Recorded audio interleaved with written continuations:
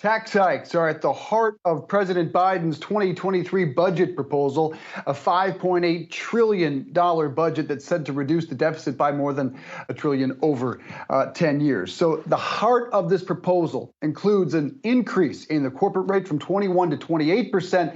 But the real signature on the tax proposal is a billionaire tax, a minimum of 20% on households worth more than $100 million.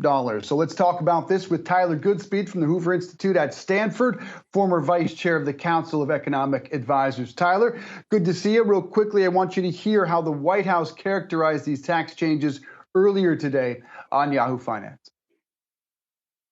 And so in putting this in place, we really will make sure that it's a fair tax system, a more progressive system, and that those at the top are doing their part to ensure the solvency of the American budget.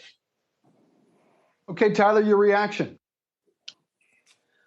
I think my main reaction is it strikes me as a little bit gimmicky in an election year. Look, if you think that billionaires should be paying more in taxes, then I think you should be seriously considering an elimination of the step up in basis at the time that the estate tax is levied. They tried that in the Build Back Better plan. They didn't have the votes to get it through, and that's why they axed it. And so that I think in the absence of elimination of step up in basis, that's why we see these sorts of election year gimmicks.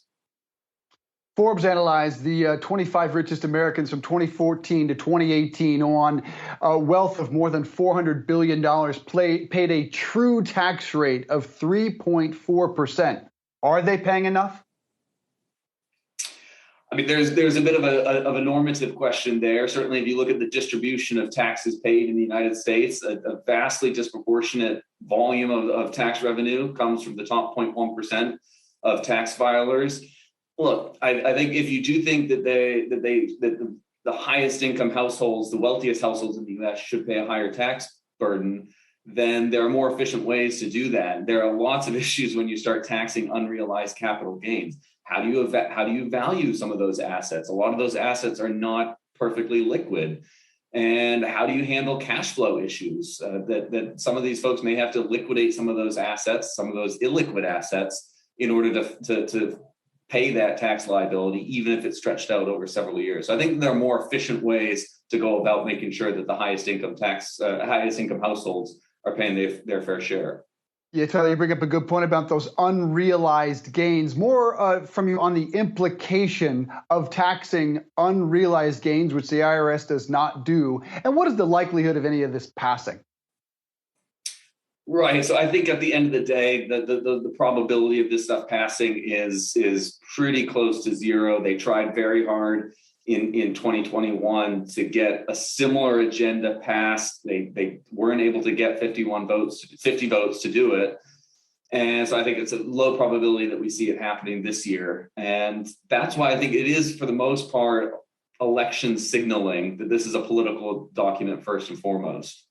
Yeah, even the president has said this is a statement of values, which says, what are his values to you when it comes to taxes, Tyler?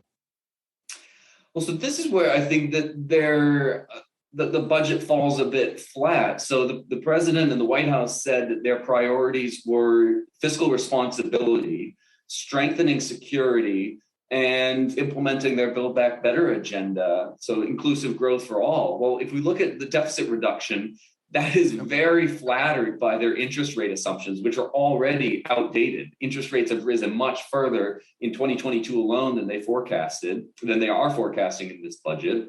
And their GDP assumptions are well above market consensus. If we look at strengthening security, yes, they increased defense spending by 4%, but inflation is running at 8%. So that means in real terms, they are proposing to reduce military spending. And then on the Build Back Better priority, I say again, they tried in 2021, and I don't see the math in Congress being any friendlier to them in 2022. And it doesn't appear there's much in here about Build Back Better. Finally, president's at 40%, an all-time low, according to an NBC News poll, and inflation is clearly his biggest issue. How much blame does the president deserve for inflation? Is there anything you believe this administration can do to get us out of it? Well, Certainly, I think fiscal policy, and that means the White House, has a lot of responsibility, because in March 2021, when we were already about 11 months into a recovery, they passed a fiscal stimulus equal to 10% of the US economy. And that's why we saw in March demand for goods increased at a 240% annualized rate. That is just a ton of demand. And at the same time, they implemented some measures that further impaired the supply side recovery, particularly in the labor market. And yes, the Federal Reserve accommodated that fiscal expansion, but at the end of the day, that was the responsibility of a Democratic Congress and a Democratic White House. All right, we'll have to leave it there. Tyler Goodspeed, former vice chairman of the Council of Economic Advisors from the Hoover Institute at Stanford. Thank you, Tyler.